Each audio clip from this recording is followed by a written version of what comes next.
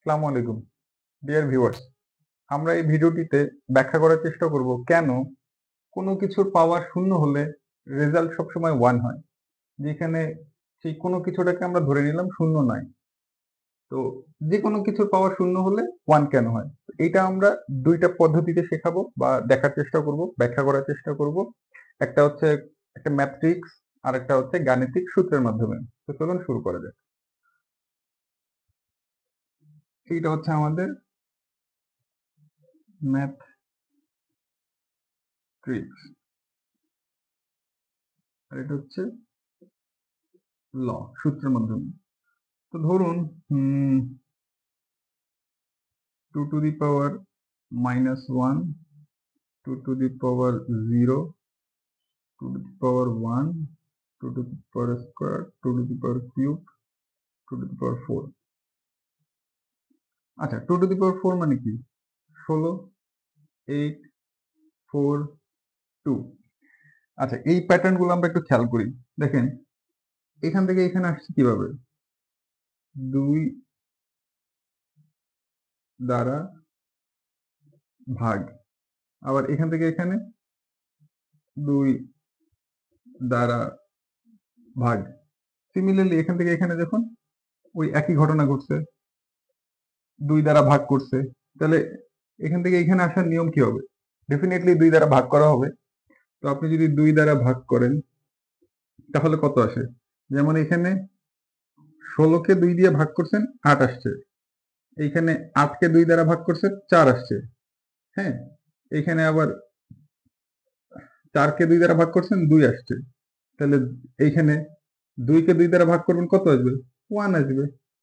Similarly এইখানে আবার যদি 2 দ্বারা ভাগ করেন তাহলে হাফ আসবে। তো এটা ছিল আমাদের কাঙ্ক্ষিত বিষয় যে কোন একটা নাম্বারের উপর 0 মানে পাওয়ার 0 থাকলে 1 হয়। হ্যাঁ? আমরা আরেকটা সূত্রের মাধ্যমে দেখি। তো ধরেন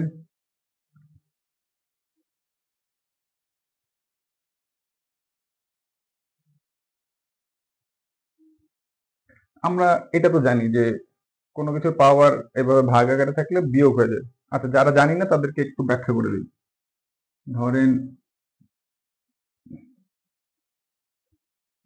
ধরেন হচ্ছে 2 কিউব বাই 2 স্কয়ার।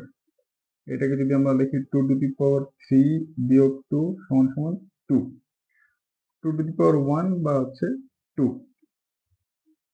এইটা যদি আমরা লিখতে পারি তাহলে এটাও আমরা লিখতে পারি। আর যদি কেউ বুঝতে অসুবিধা হয় তাহলে আরেকটু ভাঙিয়ে লিখি। 2 কিউব মানে হচ্ছে 2 ইনটু 2 ইনটু 2 আর 2 স্কয়ার মানে হচ্ছে 2 ইনটু 2। হ্যাঁ? তো আপনি যদি এইটাকে এভাবে কাটাকাটি করেন তাহলে আপনার 2 টু দি পাওয়ার 1 বা 2 হয়। হ্যাঁ? তার মানে আমরা এইটার সাথে সাপেক্ষে যদি চিন্তা করি এটা আমরা লিখতে পারি। এটা আমাদের একটা গাণিতিক সূত্র। তো এখন ধরেন let m equal to n, তাহলে কি হয়? তাহলে a to the power m divided by a to the power m সমান সমান a to the power m minus m, বা এটাকে লেখা যায় a to the power 0, তাই না? তা আমরা যদি শুধু এইটা নিয়ে চিন্তা করি যে লেফট হ্যান্ড সাইড, এইখানে আমরা কি পাচ্ছি? a to the power m divided by a to the power m। আমরা জানি সেম জিনিস কাটাকাটি করলে 1 হয়। মানে হচ্ছে ধরেন 5 divided by 5 equal to 1। তাহলে কি? আমরা যেহেতু জানি এইটা আর এটা সমান ছিল, তাহলে এইটা আর এটা যদি সমান হয় তাহলে definitely a to the power 0 equal to 1 হবে। তো ফ্রেন্ডস, এই ছিল আজকের বিষয়। ধন্যবাদ।